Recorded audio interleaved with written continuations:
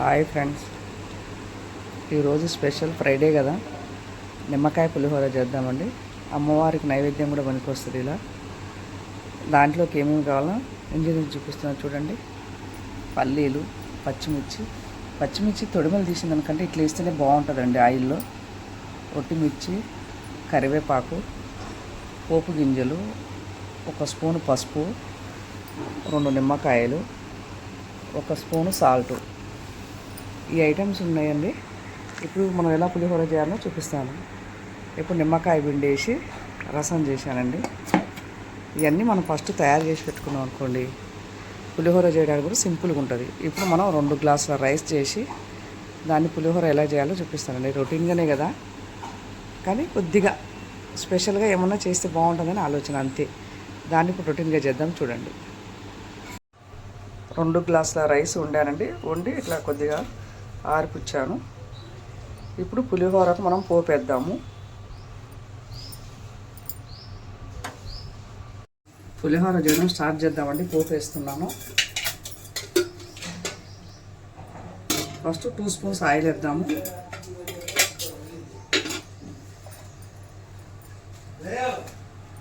ఐదు ఒట్టిమిర్చి,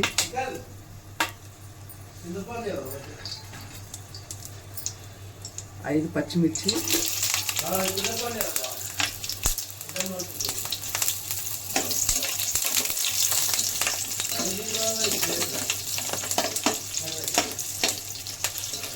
కొద్దిగా ఏగితే బాగుంటుందండి. పచ్చిమిర్చి మరి పచ్చివాసన రాకుండా. పచ్చిమిర్చి కూడా కొద్దిగా ఒక ఘాటు పెట్టాలండి, లేకపోతే అది బాగా బాంబులాగా పెడతాయి, గ్యాస్ ఫామ్ అవుతాయి కదా. అది కొద్దిగా ఘాటు చిల్లులు పెడితే కొద్దిగా అంత ఎఫెక్ట్ పడదండి. ఇప్పుడు పల్లీలు వేద్దాము.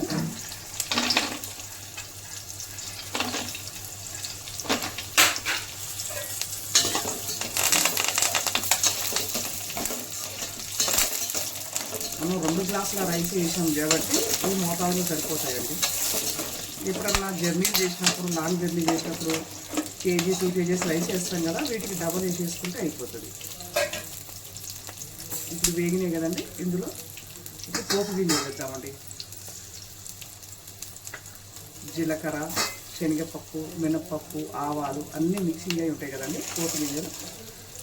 పులిహోరకి ఇదే టేస్ట్ అండి, చూస్తానికి కూడా ఇది బాగుంటుంది.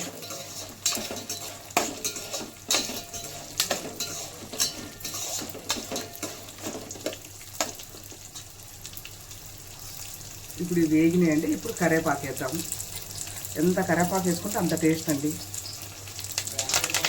పిల్లలు తినరు, పారేస్తున్నాం మనం అనుకుంటాం, కానీ పిల్లలకు అలవాటు చేస్తాం కదా. పిల్లలు తిననప్పుడు కొద్దిగా కరివేపాకు మిక్సీకి వేసి రైస్లో కలిపితే కూడా బాగుంటుందండి. ఇట్లయితే పారేస్తారేమో అని భయం ఉన్నప్పుడు మనకు ఆ విధంగా బాగుంటుంది. మనం రైస్లో 1 స్పూను ఎట్లాగో సాల్ట్ వేసామండి. ఇప్పుడు ఇందులో కూడా లైట్గా 1/2 స్పూన్ సాల్ట్ వేద్దాము.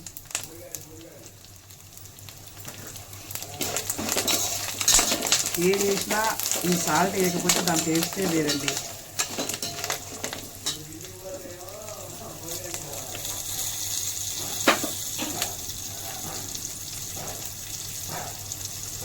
ఇప్పుడు 1/2 స్పూన్ పసుపు అండి. 2 స్పూన్ మనం 2 గ్లాసులు వేసాం కాబట్టి చాలు పసుపు. ఎక్కువ వేసినా మరీ ఎల్లో ఎక్కువ ఉంటే తినలేదు కదా పిల్లలు.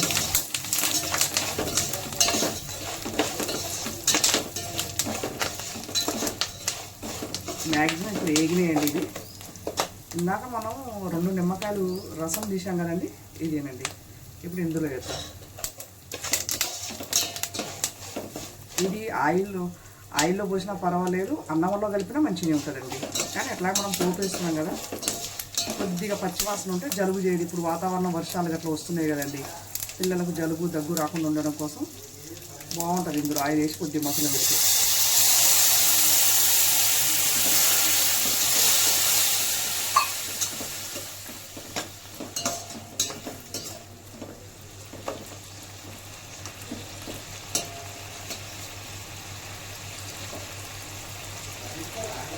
ఓకేనండి. మసిలింది కదా, ఇప్పుడు రైస్ వేద్దాం.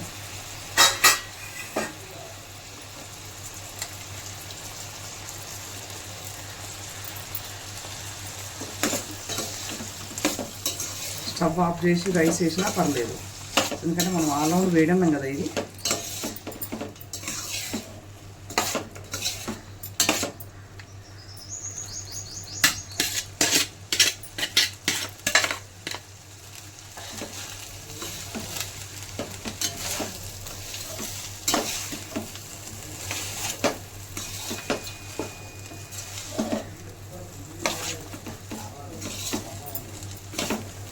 సరిపోయినాయండి ఇందాక అందులో ఐటమ్స్ అన్నీ. ఎందుకంటే మనం ఎంత మోతాదులో తీసుకుంటామో రైస్ అదే మోతాదులో అది కూడా తీసుకుంటేనే చూస్తానికి కూడా బాగుంటుందండి.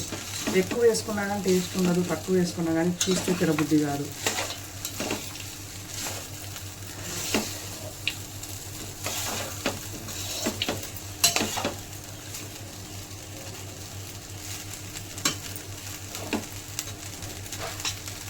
నిమ్మకాయ పులిహోర ఓకే అండి. ఇప్పుడు